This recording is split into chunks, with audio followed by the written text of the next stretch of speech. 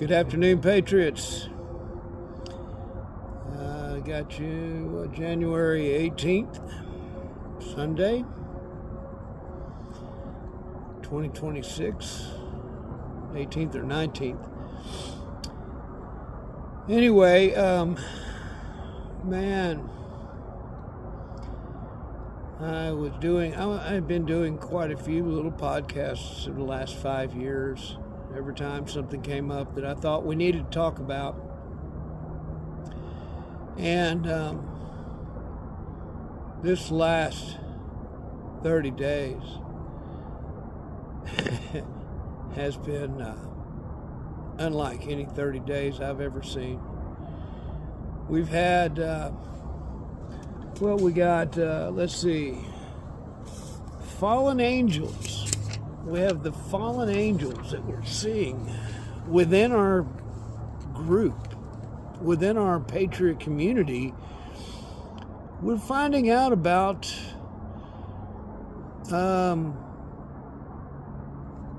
betrayal and major untruth within our world that we're trying so desperately to figure out and describe. But we have fallen angels: Erica, Megan, Ilhan, Big Mike. This train wreck with Erica. Too many things are pointing too many other directions. There's something more going on than has been presented to us, and we got Meghan Markle. Turns out she was with Andrew, what's his name's uncle, staying with the royals, but also big on the yachts. Big on them yachts, and she was an actress. Boy, man, I wish I'd gotten in his, the few things she's gotten into. Pretty impressive from an actor here, watching. But I didn't need to join the circus. I wanted to stay here in Texas. So we got a lot done that way. But hats off to you, Megan. Looked like you faked a couple of pregnancies. Have been all over the block. And so then we move on to Ilhan in Minnesota. We've got all these Leering Center daycares that looks like you set your people up and say, y'all come on over and we'll give you some money. We'll give you government money, but we'll also let you set up these fake businesses to the tune of billions of dollars. Ilhan. Then we got the Big Mike. Big Mike is going to be divorcing old Barack. I wouldn't call her an angel. She's more of a warlock.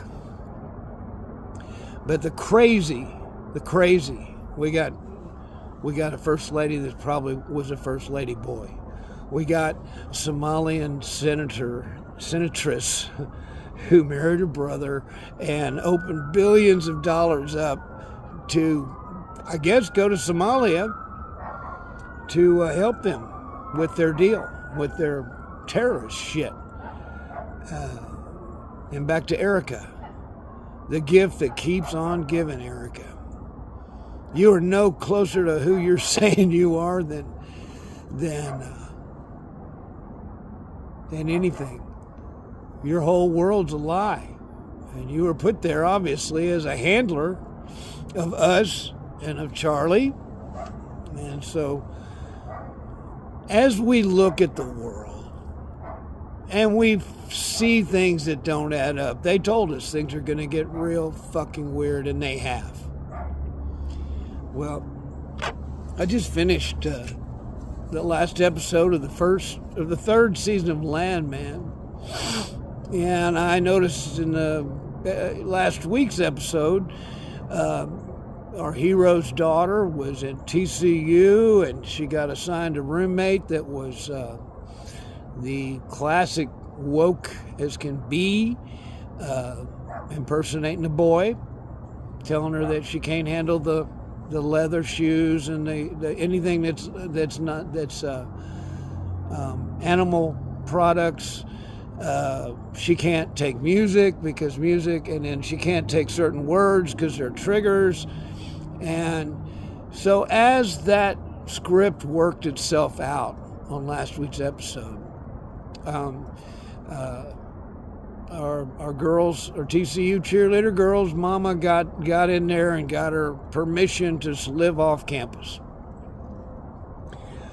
And they pointed out they took an issue that has just been forbidden. How dare Taylor Sheridan write in a character that as woke as can be, and seemed to make fun of her. So the outcry all week of the screaming Karen, the screaming Karens and the Democrat variety, raising hell. How dare you? How dare you do that? How dare, and they attack the actress who's doing a great job. The whole show is amazingly well written. And her response to all their complaints about her personally was, hey, I'm treating the character like it's supposed to, I can't let that bother me. I'm doing my job as an actress here. So, so we get into this week's, the season finale for Landman. And I tell you, when you look at the whole series and realize that there is a life that we're being shown by virtue of the script of Landman, that we miss a lot. That kind of life, that kind of world. And in itself, it kind of proves you can still have that kind of world. In the oil business in Texas, it's a current day, very believable story. And that world and life and love and relationships can still carry on the way they used to. It makes you homesick to watch it, to watch this clan of people go through their challenges in life and death, and come out the other side. And so it's a fantastic show, and everything I've ever seen Taylor Sheridan write has been just as good. As an actor myself, if I ever get hold of some of your lines, Taylor, I'll be excited, because everything I've seen you write is the way I would have said it anyway. But Tommy Lee Jones, man, your character in this is more than a Netflix or a Paramount TV series. This is a trip back into what reality and sanity used to be and can still be. We need to return to that. We really do.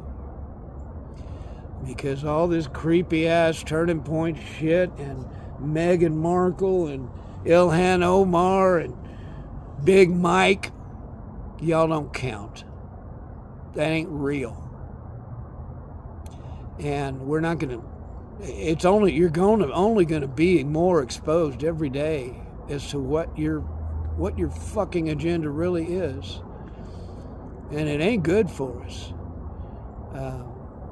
So there was a prayer about acknowledging that there's still evil among us in our movement. Please, Lord, let them continue to make stupid mistakes that expose them. And I pretty much think we're seeing that. But,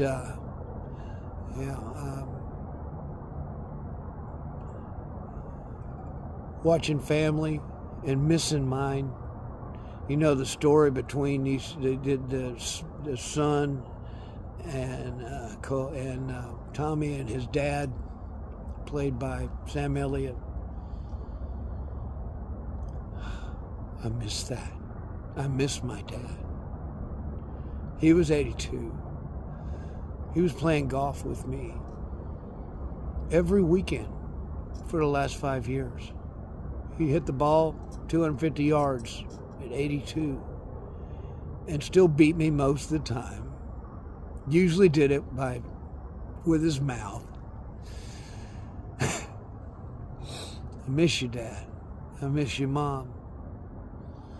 And I know that the jab took you from me, Dad. And we're desperately hoping to get back to the kind of love and life and relationships we had.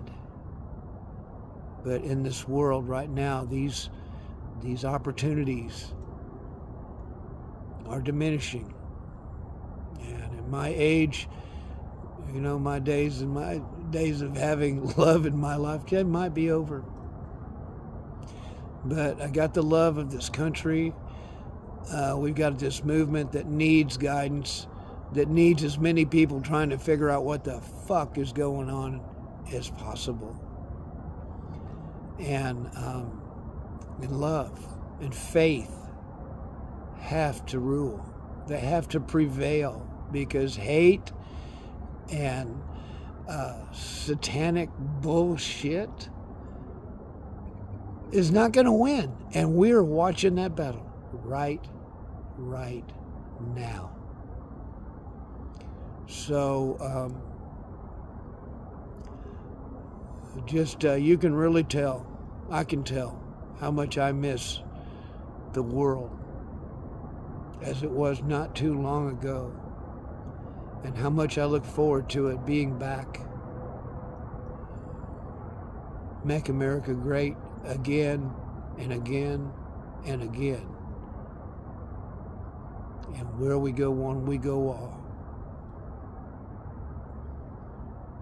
I love you, Patriots. Please keep it up. Hold the line. Don't give up. We're not done. It ain't over till it's over.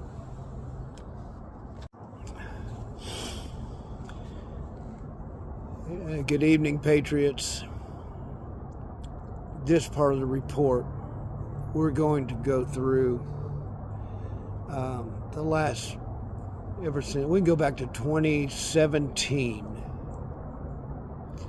Santa Rosa and Paradise fires, Malibu back then, there were fires there. I went to California and reported in to the franchise holder of the company I was working with here as a public adjuster. And I wanted to get up there to Santa Rosa and Paradise and see what happened to those fires, because I heard they were melting rims on vehicles, aluminum wheels, burning whole cities down, whole neighborhoods down at once.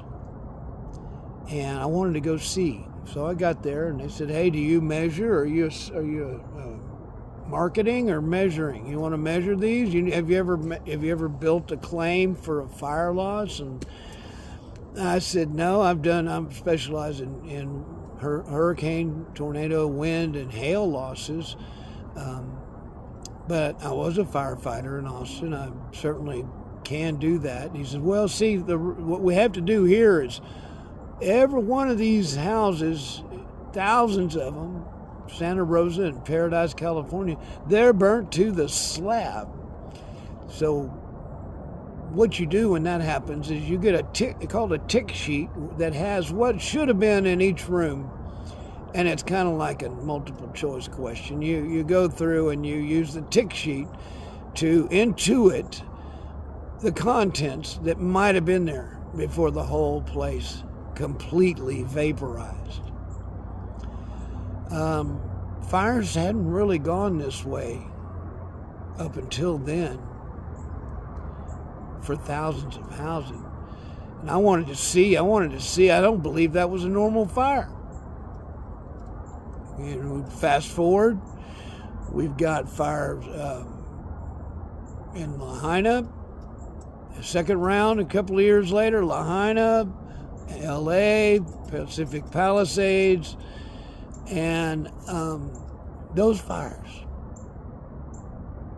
No. Those were not, you couldn't have, those were done with some sort of weapon.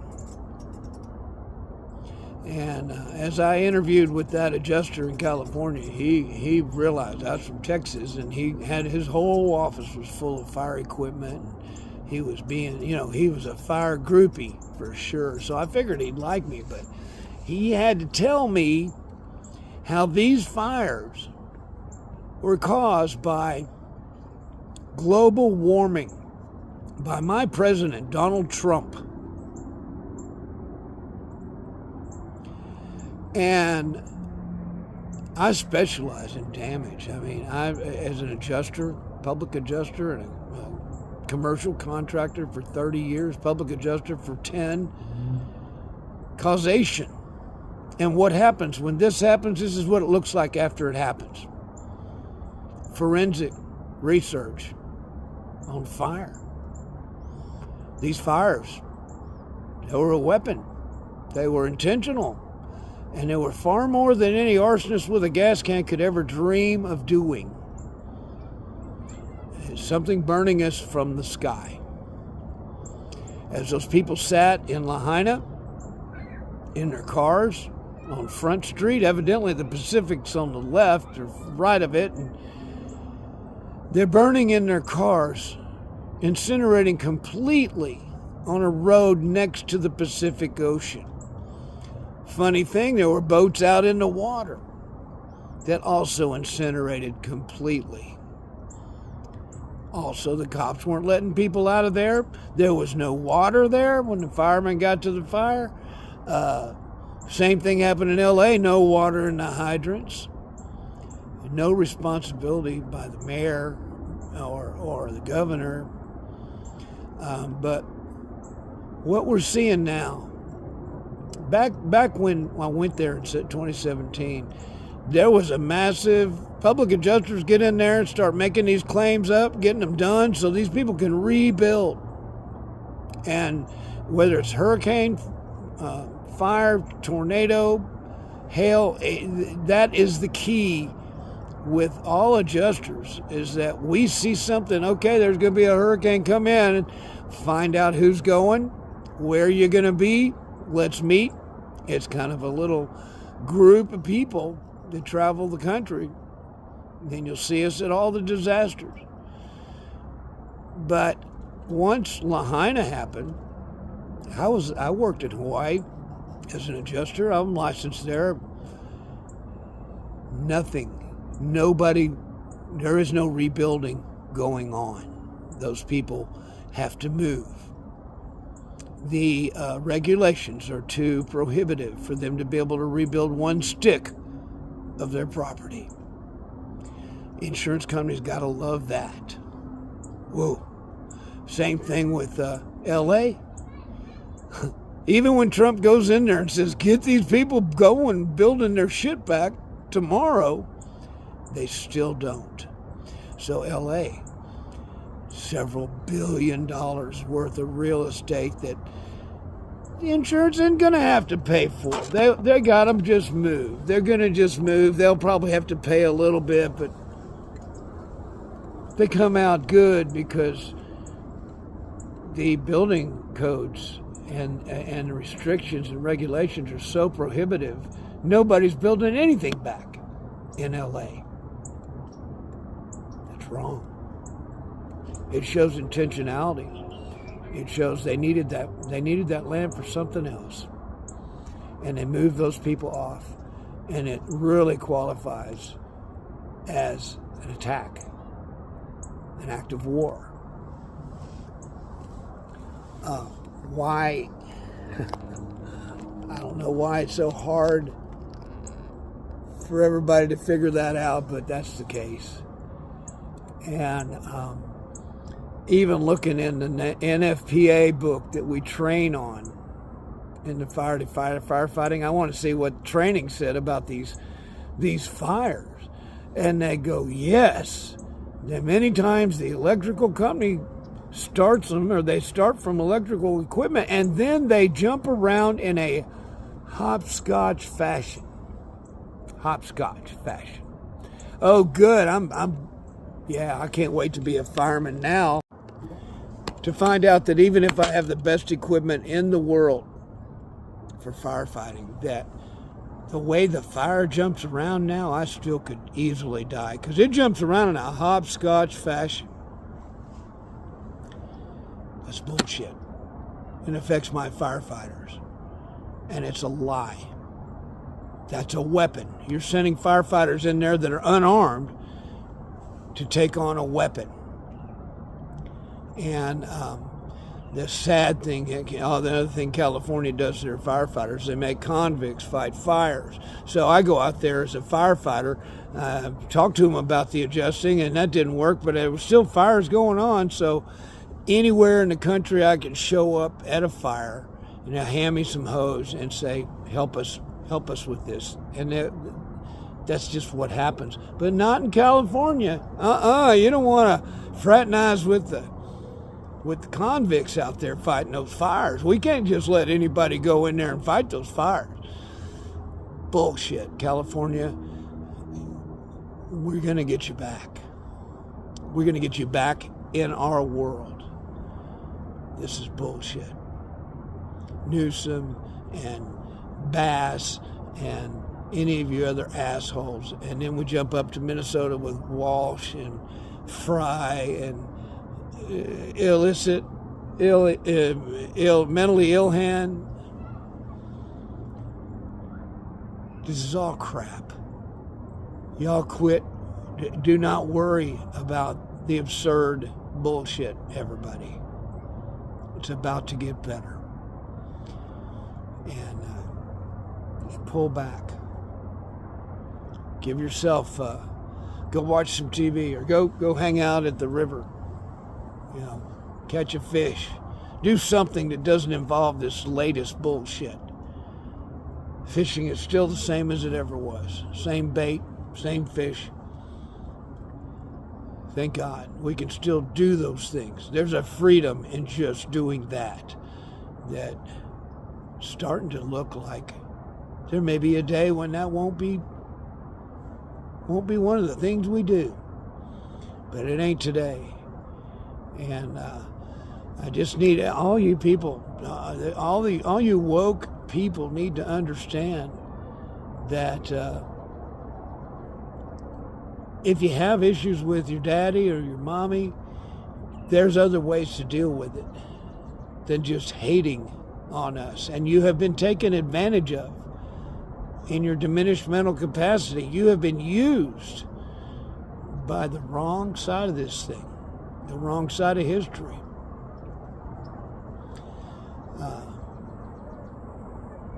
It's time to wake up and calm the fuck down. We're going to save you whether you like it or not. And we are. We are saving you right now. So y'all have a great evening. It's Sunday. Let's get the year going. Hoping for one in Houston right now. Please, Lord. It would be nice to get the year rolling. But, man, your loved ones, your family, hug them. Hold them close. Tell them you love them. Because things have happened so fast that we don't know anything about tomorrow. But we got to have faith in God. Because He's here. He's here with us. And things are going biblical. Yeah, absolutely. RCAnon with a ramble for you. God bless y'all. Where we go one, we go all. And nothing can stop what is coming.